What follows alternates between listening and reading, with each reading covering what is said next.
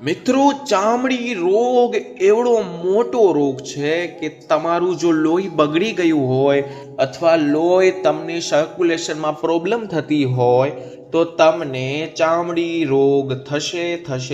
તો આજે હું તમને જે રામબાણ ઈલાજ કહેવા જઈ રહ્યો છું તેના માટે ખાસ કરીને મને વધારે કમેન્ટ હતી કે સર મને ચામડીના રોગ છે તેના માટે ખાસ ઉપાય જણાવો. તો આજે હું તમારી સમક્ષ એક વિડીયો લઈને આવ્યો છું જે 0 રૂપિયામાં ઘર બેઠા તમે ચામડી રોગ મટાવી શકો છો. તમારે કોઈ ટ્યુબની જરૂર નથી, કોઈ પણ મલમની જરૂર નથી, કોઈ પણ જાતનું હેરાન થવાની જરૂર નથી, કોઈ ડૉક્ટરને અથવા કોઈને પણ તમારે પૂછવાની પણ જરૂર નથી. મિત્રો, આજે હું તમને જે ઉપાય કહું છું તે જેનો ઉપાય છે તે છે લીમડો. હા મિત્રો, આ કડવો લીમડો જે હોય છે તે આપણા શરીરમાં એટલો ઉપયોગી છે, એટલા કારગર વસ્તુ છે તેની કોઈ સીમા નથી. અનેક પ્રયોગ કરી ચૂક્યા છો આ કડવા લીમડામાં. તો આજે હું તમને જે માહિતી દેવા જઈ રહ્યો છું તે કડવા લીમડાના પ્રયોગથી જ તમારી ચામડીના એક રોગ 100% મટી જશે.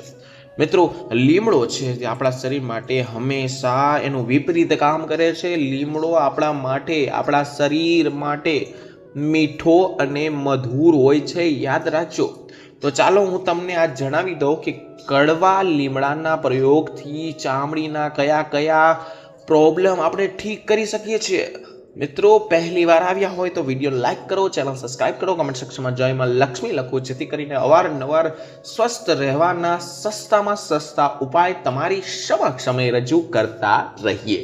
મિત્રો, લીમડો જે છે તેનો પ્રયોગ કરવાથી કેટલા બધા ચામડીના રોગનો, અસંખ્ય રોગોનો તમને જે પ્રોબ્લેમ છે, માનો કે ખંજવાળ આવતી હોય, ખુજલી આવતી હોય, તેની સમસ્યા હોય, ખાસ કરીને ઉનાળામાં તમને પરસેવાના કારણે જ ખંજવાળ વધી જતી હોય, તે વધી જતી હોવાના કારણે તમને અંદરથી તમારે ખંજવાળ એટલી વધે છે કે તેની કોઈ સીમા નથી. હવે તમારે શું કરવાનું છે? નાની એવી વસ્તુ કરવાની છે. રાતે એક ડોલ પાણી ભરી દેવાનું છે, તેમાં કડવા લીમડાના પાન પલાળી નાખવાના છે, આખી રાત પલાળી દેવાના છે. ત્યાર પછી સવારે એ પાનને તમારે દૂર કરી નાખવાનું છે ને તે પાણીથી સ્નાન કરવાનું છે.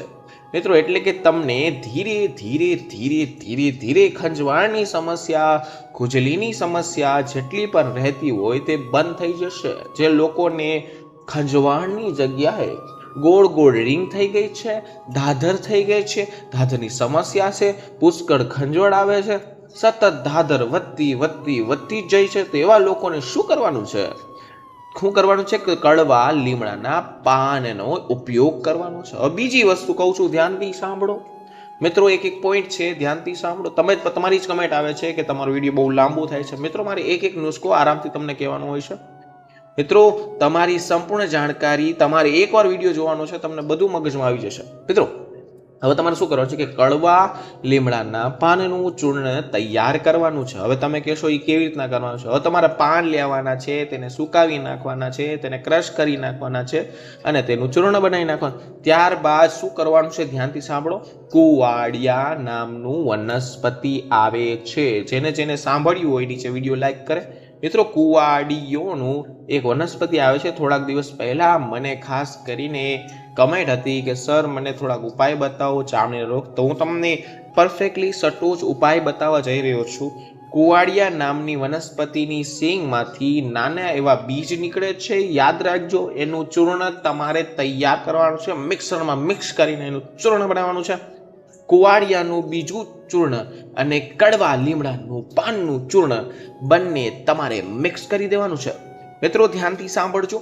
પછી તમારે તેને જોલી ખાટી છાશ આવે છે, મિત્રો, મીઠી છાશની વાત નથી થતી. જો ઘરની છાશ હોય તો એનેથી ઉત્તમ એકેય વસ્તુ નહીં. મિત્રો, ખાટી છાશ સાથે મિક્સ કરીને જ્યાં ધાધર થઈ છે, જ્યાં ખુજલી થઈ છે, ત્યાં તમારે લગાડી દેવાની છે. સવાર સાંજ 2 વખત. મિત્રો આ પ્રયોગ કરવાથી ફક્ત ને ફક્ત 3 દિવસમાં તમને એવા ચમત્કારી રિઝલ્ટ મળશે તેની કોઈ સીમા નથી. જળ મૂળમાંથી તમારે મટી જશે. અસરકારી પ્રયોગ તમે જો કરશો તો તમને 100% રિઝલ્ટ મળશે. ખંજવાળની સમસ્યા હોય, ખજરવું મટતું ના હોય, તમારો આ પ્રયોગ કરવાથી લીમડાના પાણીના સ્નાન કરવાનું છે. બીજું મેં તમને જે આ કીધું ચૂર્ણ બનાવવાનું છે, કડવા લીમડાના તાજા પાનના રસ પણ કાઢી શકો છો. એ રસ જે છે ને મિત્રો, તે ખરજવા અથવા તેની ગમે ઉપર લગાવશો જ્યાં વ્હાઈટ સ્કિન થઈ ગઈ છે, જ્યાં તમને ખંજવાળ આવે છે, જ્યાં લોહી નીકળે છે. મિત્રો આ પ્રયોગ પણ કરશો ને તોય ધીરે ધીરે જે લોકોને ખરજવું છે ને તે આ પ્રયોગ કરશે ને તેને 100% રાહત મળશે. મિત્રો એમાં હું તમને ફેરફાર કહું તો કે તમને એટલા સંખ્ય ફાયદા મળશે તેની કોઈ સીમા નથી. જે લોકોને સોરિયાસિસ, આ મિત્રો મને આ શબ્દ કમેન્ટ સેક્શનમાં આવ્યો હતો, તો મિત્રો તમને કહી દો, જે લોકોને સોરિયાસિસની સમસ્યા રહેતી હોય એવા લોકોને પ્રથમ કેમિકલવાળા સાબુથી નાહવાનું બંધ કરવાનું છે, સ્નાન કરવાનું બંધ કરવાનું છે. કારણ કે કોઈ પણ નેચરલ સાબુ મળે છે તો તમે અત્યારનો કોઈ નેચરલ સાબુ બનતો નથી એક સાબુ સિવાય. કયો છે તો કે લીમડાનો સાબુ. હા મિત્રો, લીમડાના સાબુની સ્નાન કરો, તેમાં કોઈ પણ કેમિકલ આવતું જ નથી. તેના સ્નાન કરવાથી તમને બધી જાતની પ્રોબ્લેમ છે, સ્કિનની જેટલી પ્રોબ્લેમ છે તે મટી જશે. અત્યારના કોઈ પણ બહારના કેમિકલના સાબુ લેવાની તમારે કોઈને જરૂર નથી. તો મિત્રો લીમડાના પાનવાળા પાણીથી તમે લોકોને સ્નાન કરવાનું છે, ઉપરાંત લીમડાનો રસ લગાવવાનો છે. તમે સોરિયાસિસ ઉપર પણ લગાવી શકો છો. આ પ્રયોગ કરશો તમને 100% ફાયદો મળશે. આ બધા ચામડીના રોગ ઓટોમેટિકલી અંદરથી મટી જશે. હવે તમને શું હોય છે તો કે અમુક માણસોને ધાધર હોય છે, ખસ્સો હોય છે, ખરજવું હોય છે, સોરિયાસિસ હોય છે. આ બ્રહ્મ પ્રયોગ કહેવામાં આવે છે મિત્રો. બ્રહ્મ પ્રયોગ એટલે કે લીમડાનો જો તમે કરશો તો તમને પરફેક્ટલી તમને સામે રિઝલ્ટ મળશે. મિત્રો લીમડાના મોર, ચૈત્ર મહિનામાં એક મોર ફૂલ આવે છે, એને પણ આપણે ચાવીને જો તમે ખાવ છો, જ્યારે પણ મોર નથી આવતા ત્યારે તમે લીમડાના પાનના કૂણા પાન ચાવી શકો છો. અને તેનો રસ 1 થી 2 ચમચી પણ તેનું સેવન કરી શકો છો. તેની અંદર તમને લાગે કે સર એનો શું ફાયદો થશે, તો મિત્રો હું તમને છાતી ઠોકીને કહું છું કે તમારું લોહી શુદ્ધિકરણનું કામ લીમડો કરે છે. આ કડવો લીમડો છે તે બ્લડનું શુદ્ધિકરણ કરે છે, ચામડીના રોગને ધીરે ધીરે નષ્ટ કરે છે. બીજો પ્રયોગ તમને જણાવી દઉં, કાન ખોલીને ધ્યાનથી સાંભળો મિત્રો.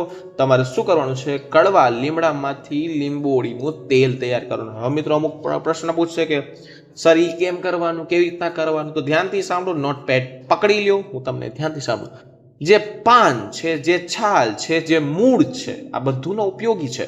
સમગ્ર વૃક્ષનો ઉપયોગ એટલે કે લીમડો, આપણે એનો ઉપયોગ કરશું. તો મિત્રો લીંબોળીનું તેલ છે એને તમારે માલિશ કરો તો તમને ખૂબ જ ફાયદો થશે. આનો સૌથી મોટો પ્લસ પોઈન્ટ તમને કહું, તેનો પ્રયોગ વિવિધ રીતે કરી શકો છો. માલિશ તરીકે કરી શકો છો. લીંબોળીનું તેલનો પ્રયોગ કરશો તો તે લોકોને કદી પણ જીવનમાં, જે લોકો 18 થી 24 વર્ષનામાં એક પ્રોબ્લેમ હોય છે મિત્રો, કમ્પલસરી તે હોય છે ખીલની સમસ્યા, ખીલનો પ્રોબ્લેમ. તો મિત્રો ખીલની પ્રોબ્લેમ હોય તો કડવા લીમડાના પાનના રસને તમારે કાઢીને ખીલ ઉપર લગાડો તો મિત્રો બીજે દી ખીલ તમારું જોવો કેવું ગાયબ થઈ જાય. તમે મને આવીને કમેન્ટ કરીને કહેશો કે થેન્ક યુ સર. મિત્રો આ ઉપરાંત જે લોકોને વાઢિયા, મને આ શબ્દ પણ મળ્યો હતો, કમેન્ટ સેક્શનમાં કહ્યું હતું કે મને વાઢિયાની સમસ્યા છે, તેના પણ રાહત જણાવો. જે લોકોને વાઢિયાની સમસ્યા રહેતી હોય એવા લોકો શું કરવાનું છે કે પાણીના સંપર્કમાં બને એટલું ઓછું આવવાનું છે. તમારે સ્નાન કરવું હોય તો કડવા લીમડાના પાણીથી સ્નાન કરવાનું છે. તમારે શરૂઆત જણાવે કે પાન પલાળી દેવાના છે, આખી રાત મેં તમને પહેલા કીધું એમ આખી રાત રહેવા દેવાનું છે, સવારે સ્નાન કરવા છે. એવા લોકો સાથે કરણ જાતિ મલમ એક આવે છે, તો તમારે વાઢિયાની જગ્યાએ જો તમે લગાવી દેશો ને તો તમારા વાઢિયા જે છે ને મિત્રો ધીરે ધીરે મટતા જ લાગશે. આ ઉપરાંત જે લોકોને માથાના ભાગમાં ખોળો, એની પણ મને કમેન્ટ હતી, ધ્યાનથી સાંભળો. જે લોકોને માથાના ભાગમાં ખોળો, માથાના ભાગમાં સોરિયાસિસ રહેતું હોય એવા લોકોને વિનંતી છે કે કડવા લીમડાના પાનને ડોલમાં પલાળી દેવાના. સાંજે જે સવારે આ પાણીને તમારે સ્નાન કરવાનું છે. ખાસ ધ્યાન રાખજો, એટલે કે તમને ખોળાની સમસ્યા 100% ધીમે ધીમે ધીમે ધીમે દૂર થઈ જશે. તમારા માથામાં જે સોરેસિયા સીસના કારણે જે કોતરી આવતી હશે ને, તેમાં પણ તમને 100% ફાયદો હશે. મિત્રો, આ પ્રયોગ કરી શકો છો, નેચરલ છે, આનો કોઈ પણ સાઈડ ઇફેક્ટ નથી. નેચરલ તમે સ્ટોક ચોપ કરી શકો છો. ફાયદો અન્યથા કેમિકલ વાળા પ્રયોગ કરીને ચામડી તમે બગાડી નાખો. મિત્રો, અત્યારનો સાબુ છે તેમાં બહુ હેરાનગતિ હોય છે. તેમાં કયા જાતના કેમિકલ નાખે છે, સુગંધી નાખે છે, કલર નાખે છે. મિત્રો, તેવી કરવાની કાંઈ જરૂર નથી. તમે નોર્મલી સાબુ, તમને લાગતું હોય કે હું ગમે કંપની નહીં બોલું તમારી સામે, પણ તમે ગમે એ વ્હાઇટ સાબુ વાપરી શકો છો, અથવા તમે લીમડાનો સાબુ વાપરી શકો છો. હવે તમે જે લોકોને ચામડીના રોગો થાય છે, કેમિકલનો પ્રયોગ તમારે લોકોને કરવાનો નથી. સાથે સાથે ભોજનમાં થોડુંક તમારે ધ્યાન રાખવું જોશે. સળ રસનું સેવન કરો, એમાં કડવું અને પૂરા દ્રવ્યનું થોડુંક સેવન કરો. થોડુંક તમારી ઇમ્યુનિટી વધે તે પ્રકારના દ્રવ્ય તમારે લેવાના છે. મિત્રો, સ્વસ્થ રહેવાના વિડીયો મેં ઘણા બધા બનાવેલા છે, અને એક પરફેક્ટલી વિડીયો જોવો હોય તો હળદરનો વિડીયો જોઈ લ્યો. મિત્રો, હળદરનું સેવન કરો તો તમને અંદરથી તમારું લોહી શુદ્ધ થઈ જશે. તમારે સૂંઠનું સેવન કરવાનું છે. અમુક માણસો પ્રશ્ન પૂછે, સર સૂંઠનું સેવન કરવાથી એસિડિટી થાય. મિત્રો, ગમે ત્યારે તમે જ્યારે બહાર જાઓ છો, બરોબર, હું તમને અમુક વસ્તુ કહું છું, અમુક માણસો મને કમેન્ટ કરે છે, તેને હું આજ રિપ્લે કરીશ કે જે લોકો મને કમેન્ટ કરે કે સર આમાંથી મને એસિડિટી થાય, તો સર આમાંથી મને ગેસ થાય. જ્યારે પણ તમે લગ્ન પ્રસંગમાં જાઓ છો ત્યારે જલેબી હોય છે તે ખાંડવાળી હોય છે, ફૂલ મીઠી, એવી તમે ડાયરેક્ટલી ખાઈ લો, ત્યારે તમે વિચાર્યું છે કદી કે તમને તમારું શું થશે? જ્યારે પણ તમે બહાર જાઓ છો, કોઈ પણ જાતનું અનહેલ્ધી ગ્લાસ પકડીને ક્યાંક પાણી પીવું છો અથવા ક્યાંય રસ પીવું છો, તો મેં તમને કીધું કે તમારા કયા બેક્ટેરિયા ખરાબ થાય છે, તમે કોના મોઢે કયો ગ્લાસ હતો, શું હતું. તો મિત્રો, આ બધી હેલ્ધી વસ્તુ તમને સામે પ્રશ્ન ના પૂછવાના હોય, છતાં પણ હું તમને એના માટે પૂછું છું કે તમારો જે પ્રોબ્લેમ હોય તે કમેન્ટ સેક્શનમાં નાખો, તો હું તેનો જરૂર આન્સર આપીશ. હું તમને એક વસ્તુનું એક પોઈન્ટ ધ્યાનથી કહું છું. તો અમુક માણસોની મને કમેન્ટ આવે છે કે સર તમારો વિડીયો બહુ લાંબો થાય, સર તમારો વિડીયો બહુ લાંબો થાય, ટૂંકમાં બતાવો. મિત્રો, ટૂંકમાં બતાવીશ તો તમને ખાલી ઉપાય જ ખબર પડશે, પછી તમે પાછા ફરીથી તમને તે જ રોગ લાગુ પડી જશે.